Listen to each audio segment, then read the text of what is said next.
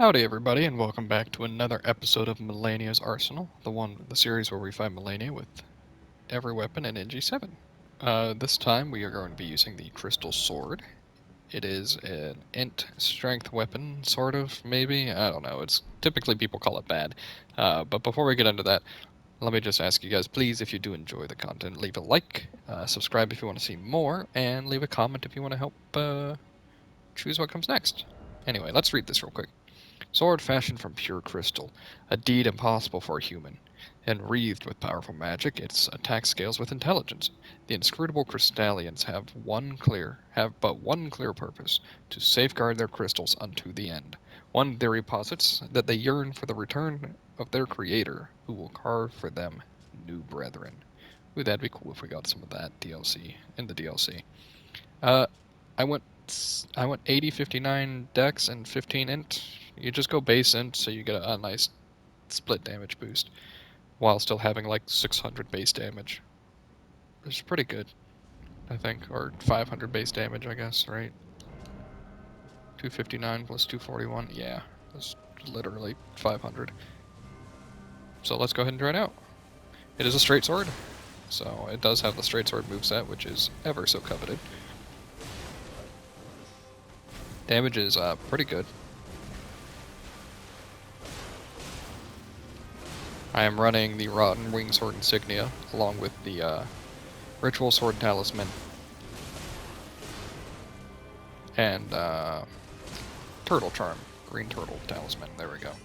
And of course, the Great Shield Talisman. That's basically a requirement if you're in NG7, I find. I mean, you could also no-hit, and that's great and all, and I'm proud of you for doing it, but the standard player who plays probably is getting hit at least a little bit in G7 even. So just give yourself more chances, you know. I don't know. I've gotten a little. I feel like that sort of scene's a little bloated at times. I mean, what I'm doing is bloated too. Don't get me wrong, but it's always cool and very impressive to do no hate stuff. But I was really thinking I could circle strafe that.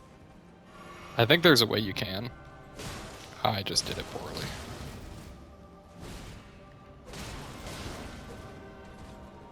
You chase her here, and you whiff.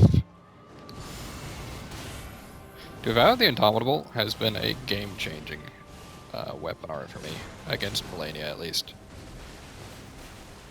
Just chase her here. This thing has, I think it's mid-range for a straight sword. I could be wrong. It might be a little on the longer side. And if it is, honestly, that's something that's really coveted. I don't know, the range is feeling pretty good. On my end, at least.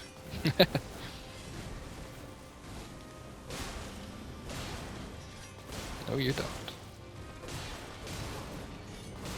You're really good just hitting R1 twice a lot of the time against her. As you can see there, that was a really good example of it. Shoo. The weapon art is spinning slash and you can't replace it. That's okay, but it's a really bad weapon art typically. Compared to other things you could have, right? It's not actually bad, it's just not optimal.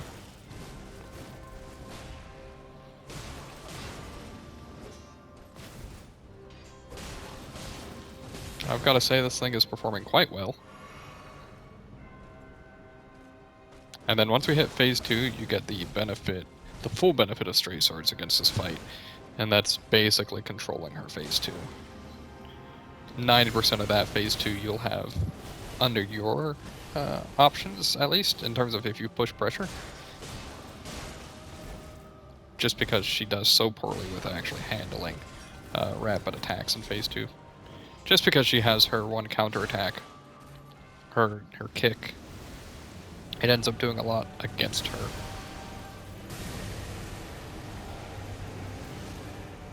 You know, I've been considering running, like, restore half your life on the physic, just for the phase transition there. Oh, especially if she jumps like that. Yeah.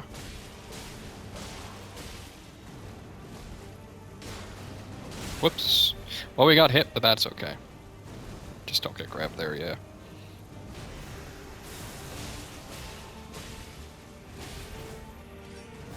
Man, I forgot how much more damage you can take when you actually, like, pump your defenses. Like, I'm already at, like, pretty much 50% damage reduction. But even still, you can get so much higher. Alright, so we no longer can block, which means, well, with Vow of the Indomitable, which means we need to take care of this fight quickly, as fast as we can, without giving her the option to fight back. Ooh, that's good. If you're fast enough on that starting strike, she actually still has super armor a little into her slam. Actually, we're going to use a Starlight Shard here. They're so slow to use, dude. That's okay. That way we get one more Vow of the Indomitable back. Just in case she does something evil. Holy cow, like mess up my screen. There we go. We're gonna heal here.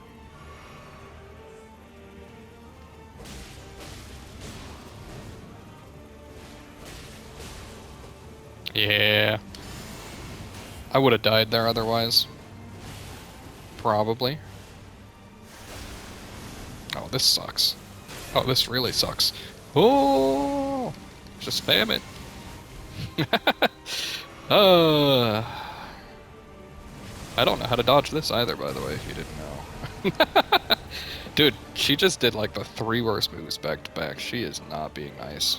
I waited so long to heal there. Like right at the end, too.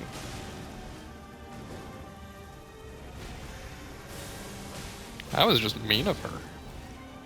More than anything. Like, we got her first try, but still. That was a little rough right at the end.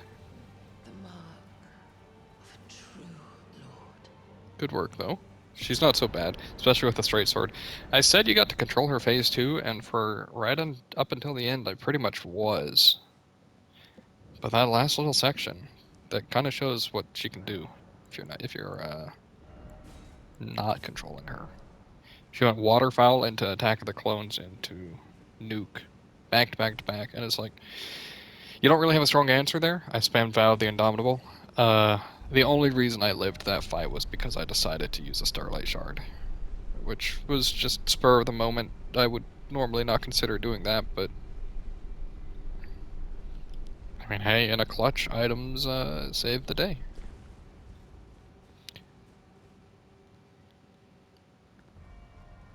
We'll go ahead and drink. We're going to Moog next, obviously, if you're not watching, which is fine. I don't know how many of you people actually watch for the commentary or what, or if you watch for the fights. Kind of curious about that. I know I don't get that many views, but let's see. Yeah, we got yellow damage on him. Ouch.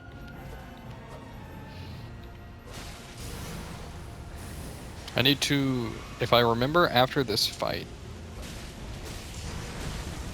I will attempt to check range on this weapon. That is significantly more damage, sadly. I typically dislike two-handing straight swords. I think it's one of my least favorite movesets. But the actual damage that this gets, because it's a strength-focused weapon, it's kind of good. Can we just keep doing that attack? I don't care if I get hit by it a little bit. I was thinking we'd get a stance break soon. We'll heal once, but not twice, because he's just gonna... We'll try out the weapon art. I feel like that weapon art's good if you want, like, status affliction, but this has no way of getting that, so... Alright, now we heal. Back to full.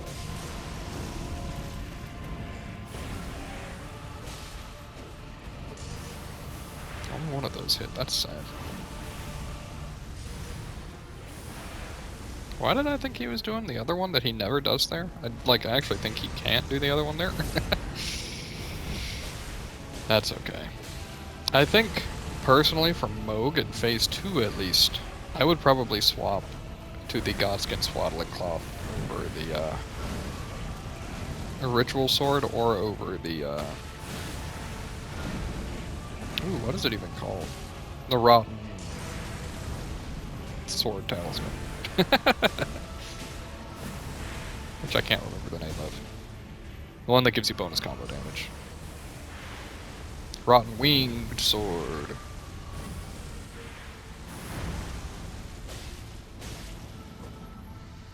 And our damage bonus is pretty good from it, though. I waited way too long to hit R1 there. What the? Never seen him do that before from there. We'll heal here.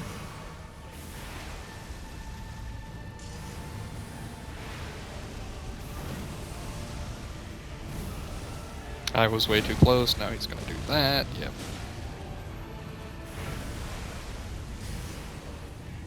Oh, that sucks. We're gonna bleed here, huh? No, we're not. I deny it.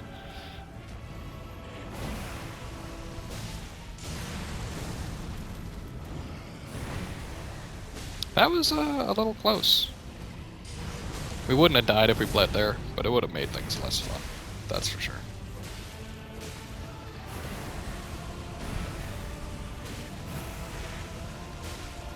I think we just have it here, right? Yeah. Oh, jeez. Get like Yamcha cratered right at the end there. The Mogwin. Yeah. Yeah, I get it, brother. Give me just a second to double check. I don't know if this guy if this shows up for you guys, but let me just check. How long was that? 14 minutes with some prep. So let's go ahead and go fight a little more, shall we? I don't need to heal here. I don't know what I'm doing that for.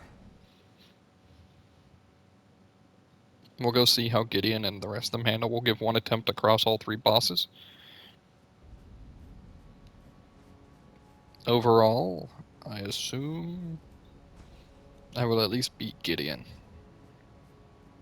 This weapon feels fine. I'm gonna say, ooh, let's check out the range, shall we, while we do the walk? How about that? So obviously these two are the same length, right? Oops. It's longer than that. Longer than that. Quite a bit shorter than the Noble Slender Sword. Longer than the Cane Sword. So it's like a medium length, right? Long sword is longer. Actually about the same length. Broadswords also. Okay. So it's on the medium to long range, I would say. Overall, that's a good thing. But when it comes to straight swords, range matters to a degree. Less so for others, just because typically the range variance is pretty low. The biggest one would be like swapping between St. Trina's actually seems really short, and then the Noble Slender Sword. Those two combined, like comparing those two, you get almost 30 or 40% more range. That matters quite a bit. St. Trina's Sword is one I've never used. It does sleep buildup. I truly think that one will be a-okay. I mean, that's all I can say. I don't think it'll be great. Sleep is a bit of an awkward status affliction. Lots of bosses are either unaffected, or they just get a stagger, at least, I should say, so you can't actually sleep them permanently. But that's okay. Gideon, because we fought Moog and Malenia, will be a little bit... He'll have a couple awkward moves, that's for sure. To stand before the Elden Ring, yeah. Yeah, hi.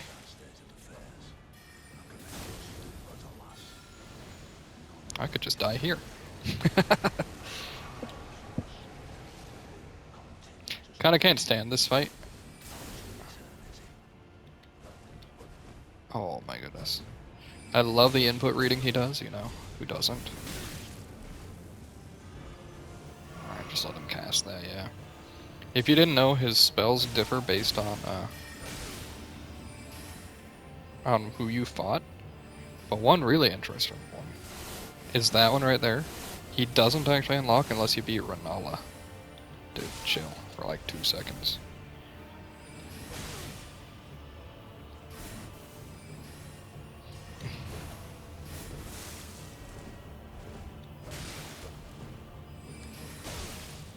if I had done the other running attack, that wouldn't have even happened. Alright, that doesn't track perfectly. Good. I find this fight, like, really kind of awful. Also, it has a chance of just completely demolishing you if you're not careful. Yeah.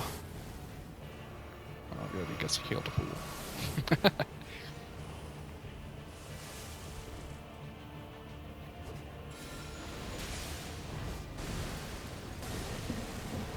Overall, I'm assuming the split damage isn't helping me much, that's for sure.